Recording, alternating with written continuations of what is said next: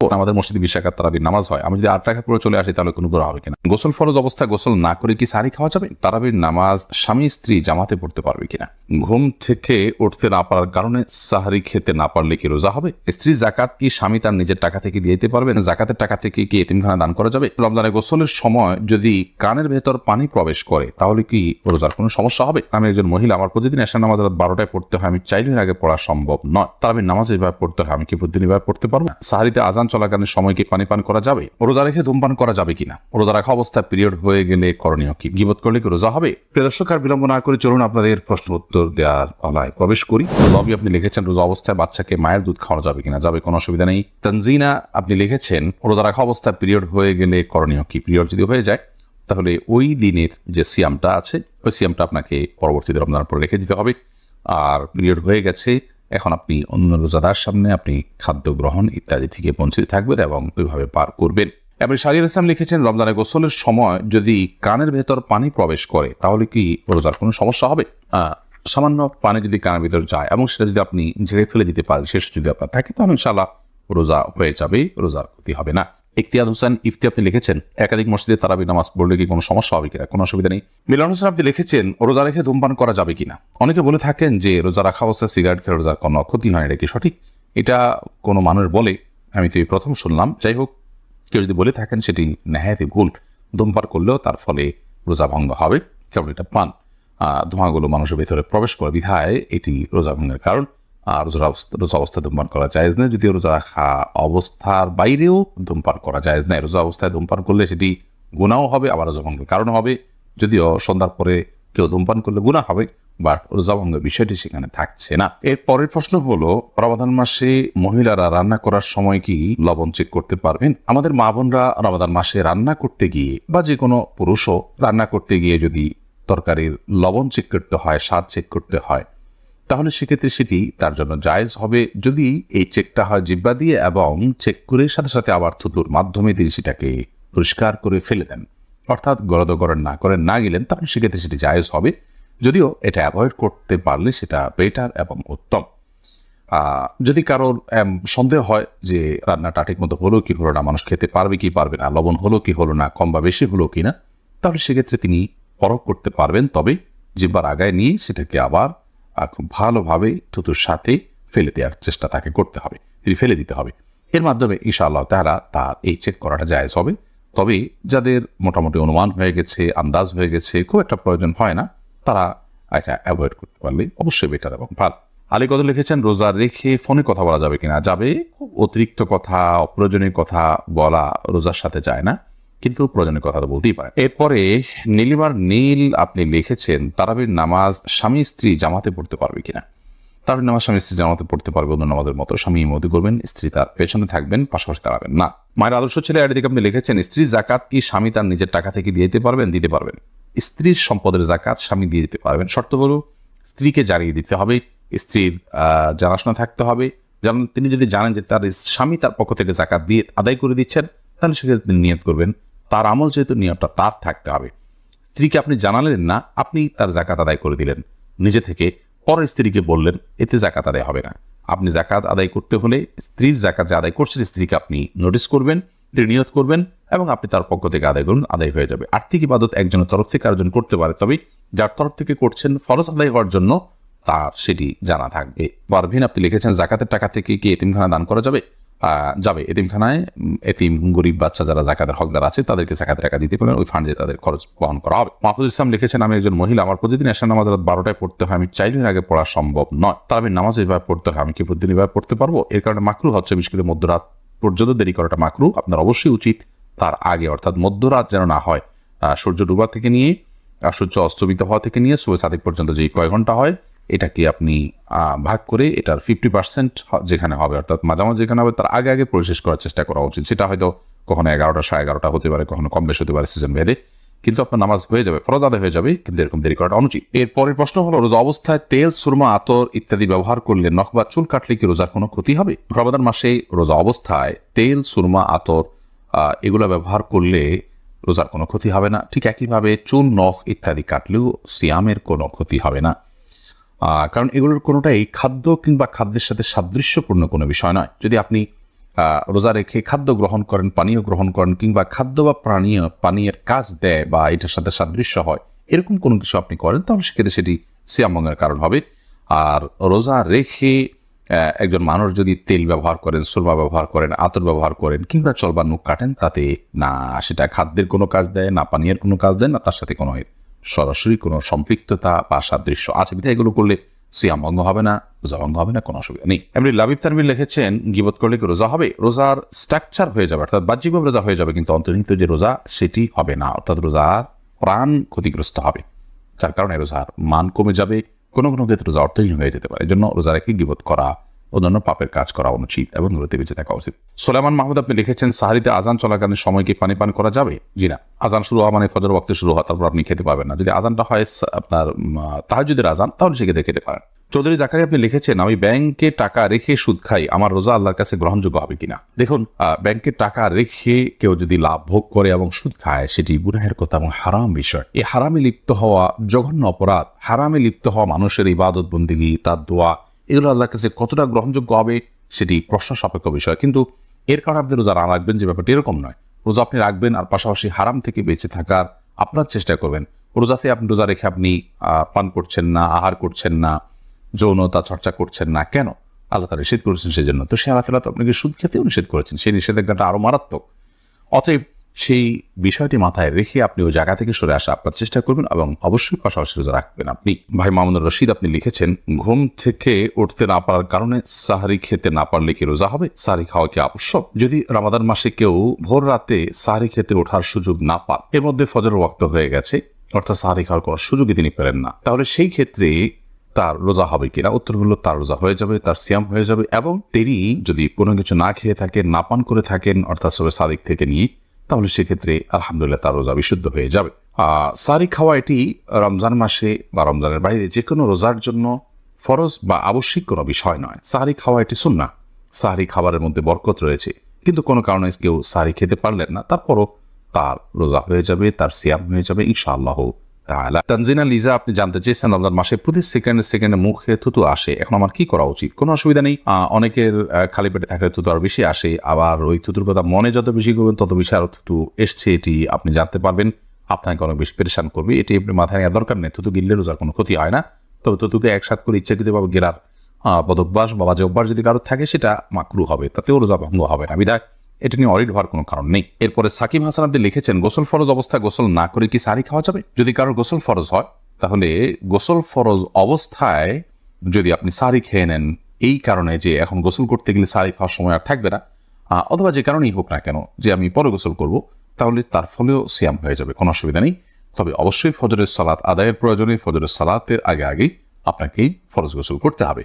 কিন্তু গোসল ফরজ হওয়া অবস্থায়, অর্থাৎ শরীর অপবিত্র অবস্থায় যদি কেউ খাদ্য গ্রহণ করেন এবং সাহারি খেয়ে ফেলেন বা রোজার নিয়ত করেন, তাতেও রোজা হয়ে যাবে, সাহারি হয়ে যাবে, কোনো অসুবিধা নেই। যদিও গোসল করে তারপরে খেতে পারলে সেটা উত্তম, তা বলাই বাহুল। এরপরে ইফতেখার ইমন লিখেছেন, আমাদের মসজিদে 20 রাকাত তারাবির নামাজ হয়, আমি যদি 8 রাকাত পড়ে চলে আসি তাহলে কোনো গুনাহ হবে কিনা? গুনাহ হবে না, কিন্তু নবী করিম সাল্লাল্লাহু আলাইহি ওয়াসাল্লাম বলেছেন, মাকামা মা'আল ইমাম হাত্তা ইয়ানসিরিফা, যে ব্যক্তি ইমামের সঙ্গে নামাজ পড়ে এবং ইমাম যাওয়া পর্যন্ত অপেক্ষা করে, কুতিবা লাহু কিয়ামুল লাইল, তার জন্য রাত জেগে ইবাদতের সওয়াব লেখা হয়। তিরমিজি হাদিসটি বর্ণিত হয়েছে, যার কারণে আপনি এই সওয়াব থেকে বঞ্চিত হন, বিশাল বড় সওয়াব থেকে বঞ্চিত হন। এজন্য আপনাকে পুরো নামাজ শেষ করে আসা উচিত। 8 রাকাত পড়ে যদি আপনি চলে আসেন, এই সওয়াবটা আপনার হবে না। হোসেন আপনি লিখেছেন, জীবনের অনেক রোজা কাজা রয়ে গেছে, এখন কি আমি আগে পেছনের রোজাগুলো কাজা আদায় করব নাকি এই রমজানের রোজাগুলো আগে রাখবো? দেখুন, জীবনের যদি অনেক রোজা আপনার কাজা হয়ে থাকে ইতিপূর্বে, তাহলে সেক্ষেত্রে সে রোজাগুলো এই রমজানের আগে আপনার রেখে ফেলা উচিত ছিল, কর্তব্য ছিল। এখন তো রমজান চলেই এসেছে, অতএব এই রমজানের রোজাগুলো আপনাকে রাখতে হবে। এই রমজান শেষ হওয়ার সঙ্গে সঙ্গেই আপনি বিলম্ব না করে বিগত বছরের, বিগত জীবনের যে রোজাগুলো আপনার কাজা হয়েছে সেগুলো রেখে ফেলার চেষ্টা আপনাকে অব্যাহত রাখতে হবে। এরপরে যে প্রশ্নটি দেখতে পাচ্ছি, জান্নাতুল ফেরদাউস আপনি লিখেছেন, রোজার নিয়ত কখন থেকে করতে হবে? ফরজ রোজার নিয়ত এটি রাতের গভীরে, অর্থাৎ রাতেই করতে হবে, রাতের মধ্যভাগে কিংবা শুরুতে, শেষে, যেভাবেই হোক সাদিকের আগে রাতের মধ্যেই করতে হবে জমহুর উলামাদের মতে, অর্থাৎ মালিকি, শাফি এবং হাম্বলি ফোকাহে কেরামের মতে। তবে ফোকাহে আহনাফ এর মতে দিনের বেলায় দ্বিপ্রহরের আগে আগে নিয়ত করলেও কিন্তু রমজানের ফরজ রোজা আদায় হয়ে যাবে। অন্যান্য যে নফল রোজাগুলো আছে সেগুলো দিনের বেলা দুপুরের আগে আগে পর্যন্ত নিয়ত করলেই হয়ে যাবে সবার সর্বসম্মতি ক্রমে। তাহলে খোলাসা কথা হলো, রমজানের ফরজ রোজার নিয়ত রাতেই করতে হবে অনেক ফুকাহে কেরামের মতে। তবে হানাফি ফুকাহে কেরামের মতে ইমাম আবু হানিফা রাহিমাহুল্লাহর মাযহাব অনুপাতে তার থট অনুযায়ী দিনের দুপুরের আগ পর্যন্ত যদি এই সময়ের মধ্যেও নিয়ত করে ফেলে কেউ, তাতেও তার রমজানের ফরজ রোজা আদায় হয়ে যাবে। তবে শর্ত হলো এর মধ্যে পান বা আহার বা রোজা ভঙ্গকারী কোনো কিছু না করে থাকতে হবে। মিজান হাসান আপনি লিখেছেন, রমজানে উমরা করার বিশেষ কোনো ফজিলত আছে কিনা, উমরা করার কি নির্দিষ্ট কোনো সময় আছে? রমজানে উমরা করার ফজিলত রয়েছে। নবী করিম সাল্লাল্লাহু আলাইহি ওয়াসাল্লাম থেকে হাদিস বর্ণিত হয়েছে, উমরাতুন ফি রমাদান তা'দিলু হাজ্জাতাম মাই, অর্থাৎ রমাদান মাসে কেউ যদি উমরা করে তাহলে তার মর্যাদা হলো সে আমার সাথে হজের যে সওয়াব নবী করিম সাল্লাল্লাহু আলাইহি ওয়াসাল্লাম বলছেন তার সাথে হজ করলে যে সওয়াব হতো সেরকম সওয়াবের ভাগীদার হবেন রমাদান মাসে কি উমরা করলে। তবে এই উমরার কোনো নির্দিষ্ট সময়সীমা নেই। রমাদানের প্রথম দিন থেকে নিয়ে একেবারে শেষ দিন পর্যন্ত যে কোনো সময় উমরা করলে ইনশাআল্লাহ বিইذনিল্লাহ এই সওয়াবের ভাগীদার হওয়া যাবে। এরপর প্রশ্ন করেছেন রূপা খানম, আপনি লিখেছেন মহিলাদেরও কি মিসওয়াক করতে হবে? মহিলাগণও কি মিসওয়াক করলে হাদিস বর্ণিত সওয়াব পাবেন? এর উত্তর হলো মহিলাগণ মিসওয়াক করতে পারবেন, বরং করা উচিত। নবী করিম সাল্লাল্লাহু আলাইহি ওয়াসাল্লামের যে সমস্ত নির্দেশনা পুরুষদের জন্য বিশেষভাবে নয়, পুরুষদেরকে নির্দিষ্ট করে তিনি বলেননি, সেটা নারী পুরুষ সকলের জন্য প্রযোজ্য। মেসওয়াকের ক্ষেত্রে নবী আলাইহিস সালামের যে হাদিসগুলো সেগুলোকে আমরা ঘাটলে দেখি, সেই হাদিসগুলোতে তিনি নারী বা পুরুষকে আলাদা করে মেনশন করে বলেননি যেটা অমুকদের জন্য প্রযোজ্য, বরং তিনি সাধারণভাবে বলেছেন বিধায় নারী পুরুষ সকলের জন্য প্রযোজ্য।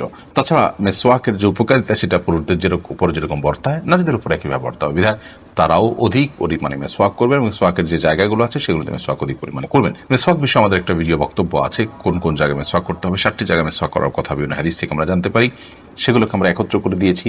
সেই জায়গাগুলোতে একজন পুরুষ যেমন মেসওয়াক করার চেষ্টা করবেন, একজন নারীও তার মতো করে মেসওয়াক করার চেষ্টা করবেন। রমাদান মাসে সিয়াম রেখে দিনের বেলা মেসওয়াক করা যায়। নবী করিম সাল্লাল্লাহু আলাইহি ওয়াসাল্লাম এত বেশি সংখ্যক মেসওয়াক করেছেন রমজান মাসে রোজা রেখে যে আয়েশা রাদিয়াল্লাহু তাআলা বলেছেন গুণে শেষ করা কঠিন হবে। ভাই মামুনুর রশিদ আপনি লিখেছেন, ঘুম থেকে উঠতে না পারার কারণে সাহরি খেতে না পারলে কি রোজা হবে? সাহরি খাওয়া কি আবশ্যক? যদি রমাদান মাসে কেউ ভোর রাতে সাহরি খেতে ওঠার সুযোগ না পান, এর মধ্যে ফজরের ওয়াক্ত হয়ে গেছে, অর্থাৎ সাহরি খাওয়ার কোনো সুযোগই তিনি পেলেন না, তাহলে সেই ক্ষেত্রে তার রোজা হবে কিনা? উত্তর হলো তার রোজা হয়ে যাবে, তার সিয়াম হয়ে যাবে। এবং তিনি যদি কোনো কিছু না খেয়ে থাকেন, না পান করে থাকেন, অর্থাৎ সবে সাদিক থেকে নিয়ে, তাহলে সেক্ষেত্রে আলহামদুলিল্লাহ তার রোজা বিশুদ্ধ হয়ে যাবে।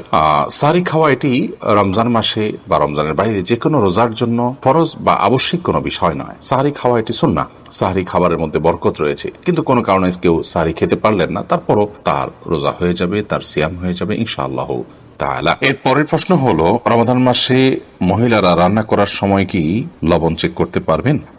আমাদের মা বোনরা রমাদান মাসে রান্না করতে গিয়ে বা যে কোনো পুরুষও রান্না করতে গিয়ে যদি তরকারির লবণ চেক করতে হয়, স্বাদ চেক করতে হয়, তাহলে সেক্ষেত্রে সেটি তার জন্য জায়েজ হবে যদি এই চেকটা হয় জিহ্বা দিয়ে এবং চেক করে সাথে সাথে আবার থুতুর মাধ্যমে তিনি সেটাকে পরিষ্কার করে ফেলে দেন, অর্থাৎ গরদকরণ না করে না গেলেন, তাহলে সেক্ষেত্রে সেটি জায়েজ হবে। যদিও এটা অ্যাভয়েড করতে পারলে সেটা বেটার এবং উত্তম।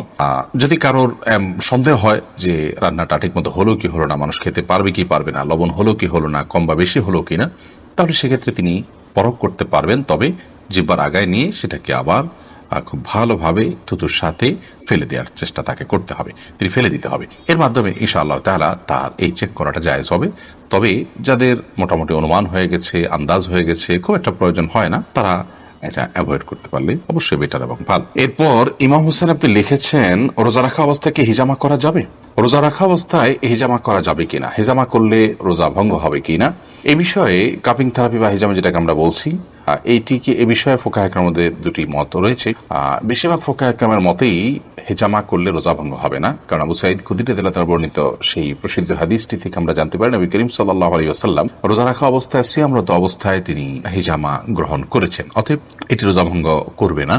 এটি হলো জমহুর উলামা ইকরামের মত। যদিও ফোকাহে হানাবেলা বা আহমদ ইবনে হাম্বল রাহিমাহুল্লাহর যে থট, সেই থটের অনুসারে উলামা ইকরামের কেউ কেউ, যেমন ইবনে তাইমিয়া রাহিমাহুল্লাহ, ইবনে বাজ রাহিমাহুল্লাহ, ইবনে উসাইমিন রাহিমাহুল্লাহ সহ অনেকের মতেই যদি রোজা রাখা অবস্থায় কেউ হেজামা করেন তাহলে তার রোজা ভঙ্গ হয়ে যাবে। এবং এক্ষেত্রে তারা সেই হাদিস দিয়ে দলিল দিয়ে থাকেন যে হাদিসে নবী আলাইহিস সালাম বলেছেন আফতার আল হাজিমু ওয়াল মাহজুম। সেই হাদিসের অনেক ব্যাখ্যা, অনেক বিশ্লেষণ, অনেক আপনার জবাব প্রথম মত উলামা ইকরাম দিয়ে থাকেন। যাই হোক, তো খোলাসা কথা হলো যে জমহুর বা সংখ্যাগরিষ্ঠ আমাদের মতে হেজামা করলে রোজা ভঙ্গ হবে না। এরপরে প্রশ্ন করেছেন শাহেদ আলী, আপনি লিখেছেন রোজা রাখা অবস্থায় স্বপ্নদোষ বা কামভাবের জন্য মজি বের হলে কিংবা বীর্যপাত হলে কি রোজার কোনো ক্ষতি হয়? রোজার মধ্যে কামভাবের কারণে যদি কারোর মজি বের হয়, যেটাকে আঠালো কিছুটা আঠালো পানির মতো যে পদার্থ সেটা যদি বের হয়, তাহলে সেক্ষেত্রে তার ফলশ্রুতিতে রোজা ভঙ্গ হবে না। বীর্যপাত যদি হয় এবং সে বীর্যপাত যদি হয় উত্তেজনার সাথে, তাহলে সেক্ষেত্রে সে রোজা ভঙ্গের কারণ হবে, সেটি হস্তমৈথুনের মাধ্যমে হোক বা অন্য কোনো কামভাবের কারণে, কোনো যৌন বিষয়ক চিন্তা ভাবনার কারণে বা এ জাতীয় কোনো আচরণের কারণে যদি আপনার কামভাবের সাথে উত্তেজনার সাথে যদি বীর্যপাত হয়, তাহলে তার ফলে রোজা ভঙ্গ হবে। আর যদি কারোর অসুস্থতার কারণে বীর্যপাত হয়, শারীরিক কোনো দুর্বলতার কারণে অথবা স্বপ্নদোষের কারণে, তাহলে তার কারণে রোজা ভঙ্গ হবে না। তবে মজি যেটা কিছুটা আঠালো পানির মতো, সেটি বের হওয়ার ফলে, যেটা বীর্য নয়, শুভ্র সাদা নয়, সেটি বের হওয়ার ফলে রোজা ভঙ্গ হবে না। তবে সেটি বের হলে অজু ভঙ্গ হবে। তবে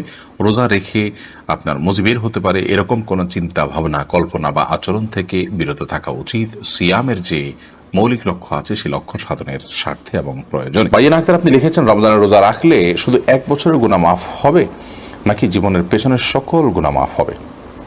বোন বাইয়ান আক্তার, নবী করিম সাল্লাল্লাহু আলাইহি ওয়াসাল্লাম বলেছেন, মান সামা রমাদান ঈমানান ওয়া ইহতিসাবা, যে ব্যক্তি রমাদান মাস ব্যাপী রোজা রাখবে ঈমানের সাথে, ইখলাসের সাথে, নিষ্ঠার সাথে, গফির লাহু মা তাকাদ্দামা মিন যামবি, তার পেছনের সমস্ত গুনাহ মাফ করে দেওয়া হবে। এই হাদিস থেকে বোঝা যায় গোটা জীবনের গুনাহ আল্লাহ তাআলা মাফ করবেন, 1 বছরের নয়। তবে হ্যাঁ, এখানে গুনাহ মাফ বলতে ছোট ছোট গুনাহের কথাই বোঝানো হয়েছে, কারণ বড় গুনাহ এবং কাবিরা গুনাহ যেগুলো, সেগুলো তওবা ছাড়া মাফ হবে না। বিধায় সিয়াম যদি রাখার পাশাপাশি আপনি তওবায়ে নাসুহা করতে পারেন, সিয়ামের যে বার্তা সেটা যদি আপনি ক্যাচ করতে পারেন, টেক করতে পারেন, ধরতে পারেন, এবং সেটা ধরে যদি আপনি পেছনের সমস্ত কৃতকর্মের জন্য লজ্জিত হয়ে আল্লাহর কাছে ক্ষমা প্রার্থনা করে ভবিষ্যতে এই সমস্ত পাপাচারে লিপ্ত হবেন না মর্মে সংকল্প করেন, তাহলে এটি তাওবা হয়ে গেল। তো এরকমভাবে যদি আপনি সিয়াম পালন করতে পারেন, তাহলে সগীরা কবিরা সব গুনাহ মাফ হবে ইনশাআল্লাহ তাআলা। সাইফুল আলম, আপনি লিখেছেন তারাবি পড়ানোর পর বিনিময় নিতে পারবো কি? তারাবি পড়ানোর পর যদি বিনিময় গ্রহণ করেন, তাহলে সেক্ষেত্রে ইমামতের বিনিময় গ্রহণ করা যায়, সেই হিসাবে আপনি নিতে পারেন। তবে খতম তারাবিতে কোরআন কারীমের খতমটাই হলো মুখ্য। কোরআন শুনিয়ে তার বিনিময়ে টাকা নেওয়াকে উলামায়ে কেরাম নাজায়েজ বলেছেন, যার কারণে খতম তারাবির বিনিময়ে টাকা গ্রহণ করাকে উলামায়ে কেরাম জায়েজ বলেন না। তবে এক্ষেত্রে ওয়াক্তিয়া নামাজেরও যদি ইমামতের দায়িত্ব নেন, ওয়াক্তিয়া সালাত যেগুলো আছে সেগুলোর ইমামতের দায়িত্ব নিলেন, যে আপনি প্রতিদিন এশার সালাতে আপনি পড়াবেন পুরো মাস জুড়ে, তাহলে সেই হিসাবে আপনার একটা বেতন ধার্য হলো। সেই বেতনের আলোকে আপনি সেই দায়িত্বের আলোকে আপনি বেতন নিলেন, সেটিকে জায়েজ বলেছেন উলামায়ে কেরাম। একটু জটিল এটার উপরে আমল আমাদের সমাজে নাই বললে চলে। সব মসজিদে আমরা খতম তারাবি পড়াই এবং তার বিনিময় দেই। তো এখানে যদি খতমটা মুখ্য, তেলাওয়াতের বিনিময় নেওয়া এবং দেওয়া যেহেতু নাজায়েজ, সেজন্য এই বিষয়টি নিয়ে আমাদের একটু ভাবতে হবে, আরেকটু আমাদের বিবেচনা করতে হবে। মাজিদুর রহমান, আপনি লিখেছেন ইনসুলিন বা ইনজেকশন নিলে কি রোজা ভেঙে যায়?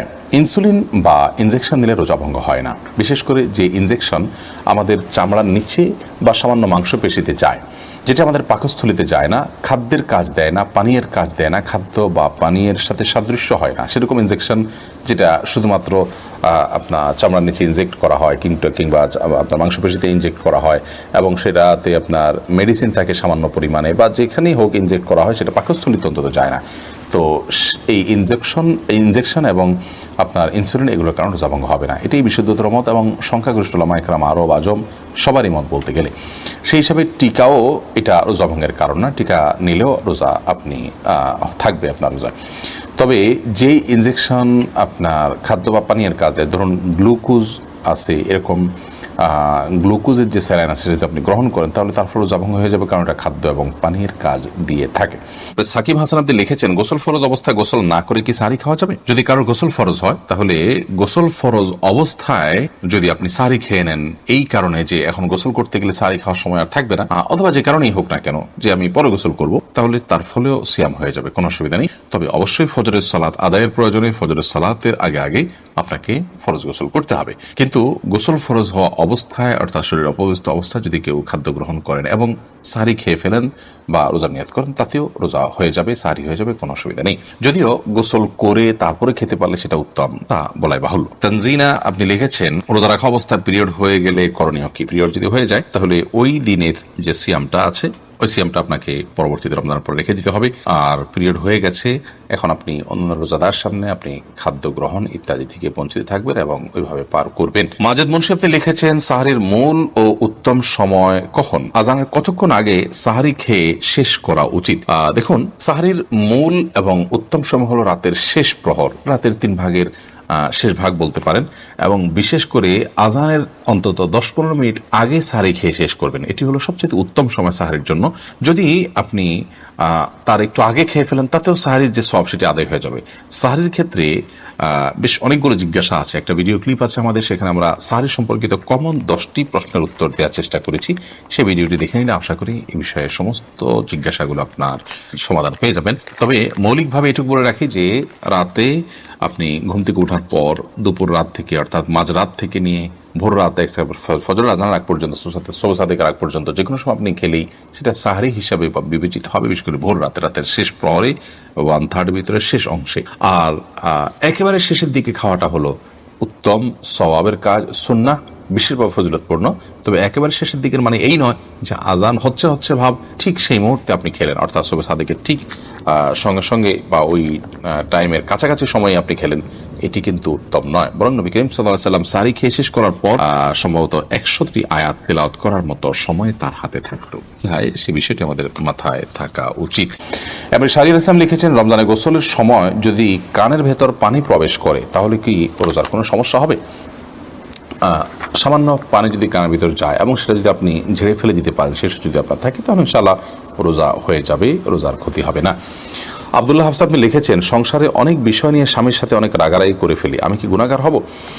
একসাথে চলতে গেলে দুনিয়াতে কখনো কোনো বিষয় নিয়ে রাগারাগি বা আপনার মনোমালিন্য হতে পারে, কথা কাটাকাটি হতে পারে, কিন্তু সেটা অমুসলিম সুলভ যেন না হয়, অর্থাৎ মুসলমানের যে চরিত্র, সেই চরিত্রের সীমা যেন অতিক্রম না করে, গালমন্দ যেন না হয়, কটূক্তি যেন না হয়, পার্সোনাল অ্যাটাক যেন না হয়, মুখের ভাষা যেন খারাপ করা না হয়।